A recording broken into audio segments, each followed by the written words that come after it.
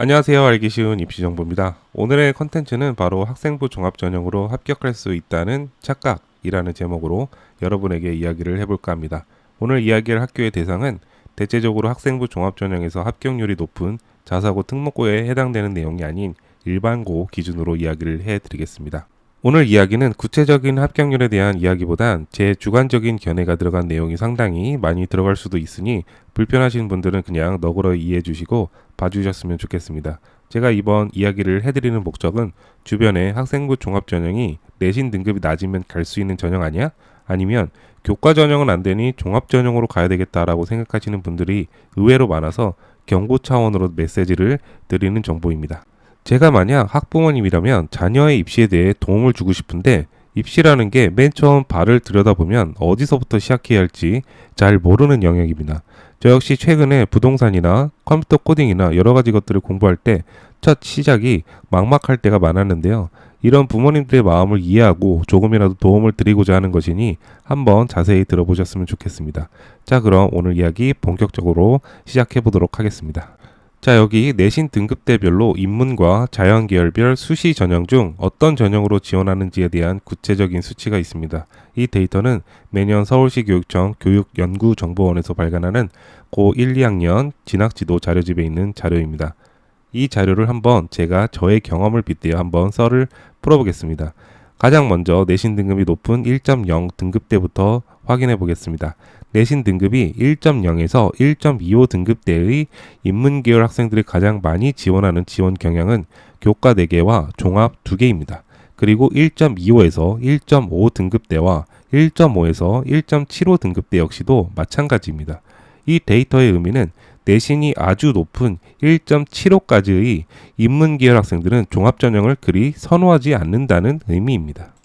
자, 그 이유가 무엇일까요? 이 내신 구간대에서 지원할 수 있고 합격할 수 있는 학교가 1.5까지는 연세대, 고려대는 학과에 따라 안정 지원을 할 수 있습니다. 심지어 연세대, 고려대는 1.75까지 합격 데이터가 나오기도 합니다.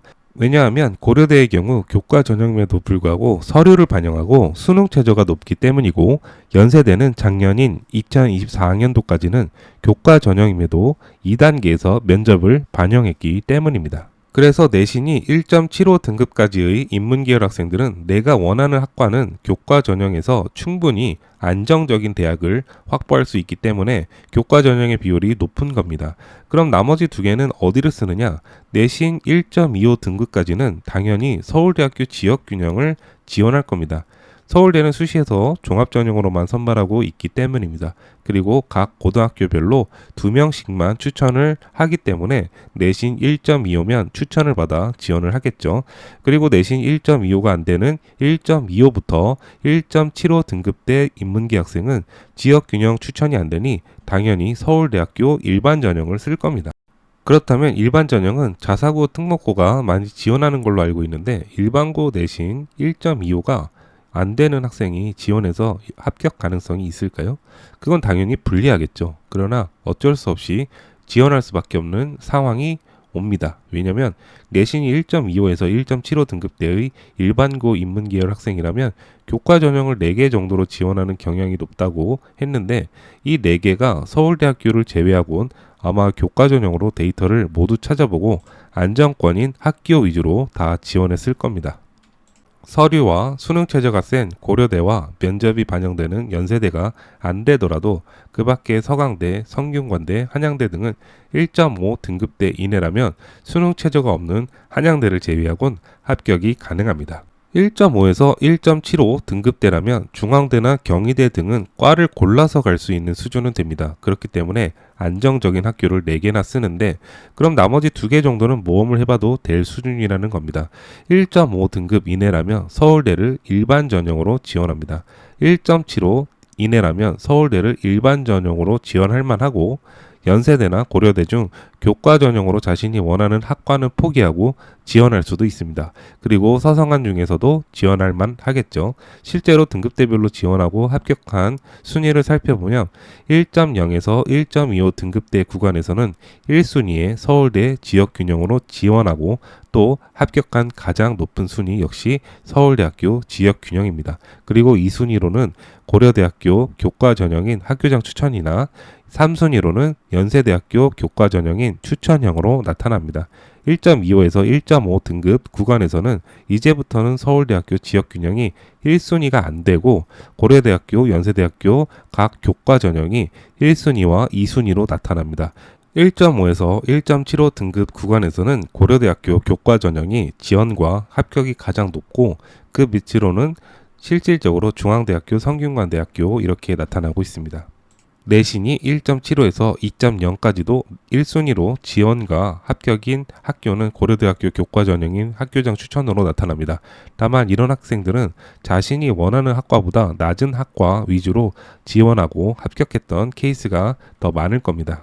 자, 근데 문제는 내신이 2.0 등급 때부터가 되면 교과 전형 비중이 낮아지고 종합 전형으로 지원이 많아집니다. 그리고 이 2.0 등급 때부터의 학생들은 이 종합 전형으로 기대를 많이 할 수밖에 없습니다. 내신이 2.0에서 2.25 등급 때 인문계열 학생들은 이전의 교과 4개와 종합 2개를 지원한 1등급 때 학생들과는 달리 교과의 비중을 더 낮춰서 교과를 하나 쓰고 종합을 5개 지원하는 비율이 가장 많이 나타나며 2위로는 교과 2개, 종합 4개를 쓰는 비율이 그 뒤를 잇습니다. 내신이 2.25에서 2.5 등급대인 인문계열 학생들 역시 교과를 2개 쓰고 종합을 4개 쓰는 비율이 가장 높은 비율로 나타나며 심지어 종합으로 6개를 다 소진하겠다는 비율이 그 뒤를 잇습니다. 자, 그럼 1등급 때와는 달리 교과보다는 종합전형의 비중이 높은 점을 어떻게 이해해야 할까요? 저는 이걸 인지 부조화로 인한 인과 결과다라고 판단합니다. 인지 부조화라는 사전적인 의미는 기존에 가지고 있던 것과 반대되는 새로운 정보를 접했을 때 개인이 받는 정신적 스트레스나 불편한 경험이라고 정의합니다. 적어도 1.75 등급대인 학생들은 학생부 교과 전형으로 내가 원하는 희망 대학과 실제로 지원할 수 있는 학교 간 차이가 적게 나타나 인지 부조화가 잘 나타나지는 않습니다.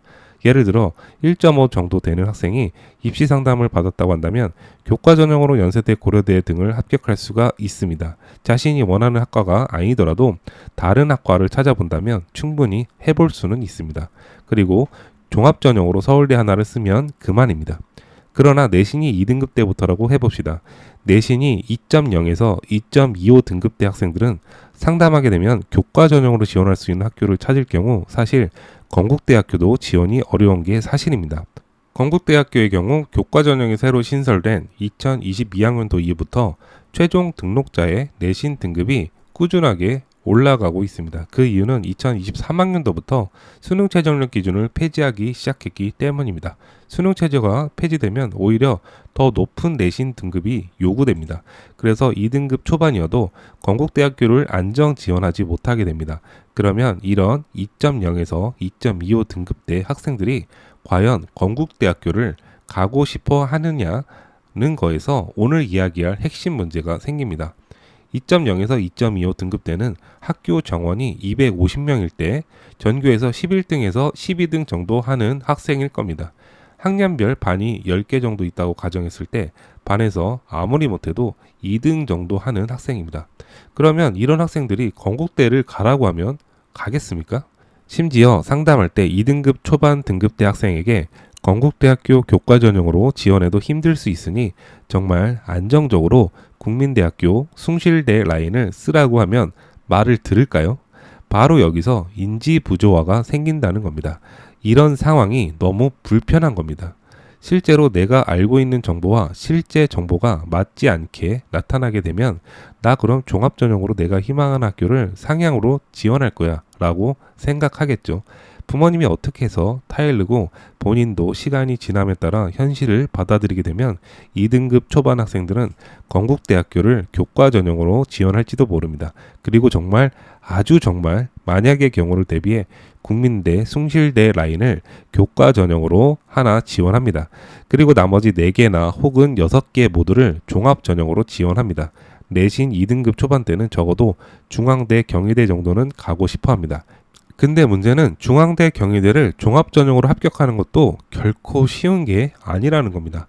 약 2년 전에 제가 내신 1등급이어도 대학 가기 더 힘들어졌다라는 영상을 하나 올린 적이 있었는데, 그때 건국대를 예로 들며 건국대학교가 이제는 교과 전형에서 서류를 일부 반영하니 비교과가 받쳐주지 않으면 내신 1등급이어도 힘들 수 있다라는 내용의 영상을 올렸습니다. 그리고 심지어 종합전형에서도 일반고가 건국대를 가기가 힘들다고 이야기를 덧붙였었는데요.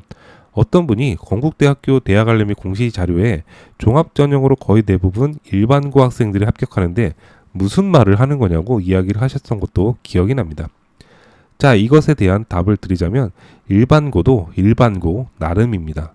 전국 각 지역에서 높은 학업 성취도를 보이는 일반고들이 있습니다. 화성고, 한민고, 신성고 등이 학생부 종합전형에서도 아주 높은 진학률을 가지고 있습니다. 그리고 이런 학교들에서는 적어도 건국대 정도면 재수없이 학생부 종합전형으로 많이 지원을 할 겁니다. 이런 학교들이 전국에는 정말 엄청 많습니다. 그런데 서울대를 매년 5명 이상, 아니 3명도 안 나오는 지역 일반고에서 내신이 2점 초반대라고 하더라도 종합전형으로 자신이 원하는 경희대 중앙대 라인을 종합전형으로 합격하기가 생각만큼 쉬울 거냐는 겁니다. 그래서 항상 이런 일이 반복되어 나타납니다. 특히 입시를 처음 치르는 첫째 자녀를 두신 부모님이 더욱 그렇습니다. 단순히 우리 아이가 전교에서 10등 정도, 즉 1등급 후반이거나 2등급 초반이면 눈높이가 대단히 높습니다. 거의 성균관대, 한양대 정도는 가야 된다라고 생각합니다. 그리고 그런 생각을 가지게 된 배경 지식은 부모님이 여태까지 살아왔던, 그리고 부모님이 학창 시절에 겪었던 상대적인 경험에 의지하는 거라고 생각합니다. 예를 들어 가끔 어떤 아버지들이 예전에 내가 고등학교 때 반에서 10등 하던 학생이 건국대를 갔었다. 근데 반에서 2등 하는 우리 아이가 고작 숭실대 정도밖에 지원이 안 되는 게 말이 되냐라고 하십니다. 부모님들 지금의 입시와 그때의 입시는 정말 많이 바뀌었습니다. 부모님이 대학을 갔을 당시는 정시 전형 위주여서 조금만 공부를 하는 학교에서는 그런 결과가 나타나는 게 정상이지만 지금의 입시는 수시 전형 위주여서, 그리고 그 내신 등급 위주로 선발하는 교과 전형은 서울 상위권 대학에서는 가장 낮은 비중을 차지합니다. 물론 논술 전형을 제외하고 말이죠. 그렇기 때문에 현실을 제대로 알고 이에 대비하시는 게 가장 현명한 길이라고 드리는 메시지입니다. 그리고 내신이 3점대인데 학생부 종합전형으로 합격했다. 이런 영웅적인 사례를 혹하지 마시기 바랍니다. 그런 사례는 일반화가 될 수 없다는 점을 기억하시기 바랍니다. 그래서 제가 드리고 싶은 말씀의 결론은, 대개 자녀가 일반고 중에서 아주 지극히 일반고라면 교과 전형으로 합격할 수 있는 학교와 내가 원하는 학교를 일치시킬 수 있게 내신 등급을 확인하시기 바랍니다. 그것이 되지 않으면 앞에서 제가 언급드린 인지 부조화 현상이 반드시 일어나게 됩니다. 교과 전형으로 내신 등급대별 합격 가능 대학교 라인 컨텐츠는 2024학년도 입시 결과가 6월 초에 대학 어디가 사이트에 입력되면 제가 한번 싹 정리해 드리겠습니다. 자, 오늘 영상 다소 무거운 이야기였는데 지금 현재 이 내용을 제일 명심해야 할 학년은 고등학교 2학년입니다. 고등학교 2학년이라면 이 내용 반드시 다시 반복해서 보시고 만일의 사태에 대비해 주시기 바랍니다. 저는 다음 주에 다른 콘텐츠 준비해서 돌아오겠습니다. 감사합니다.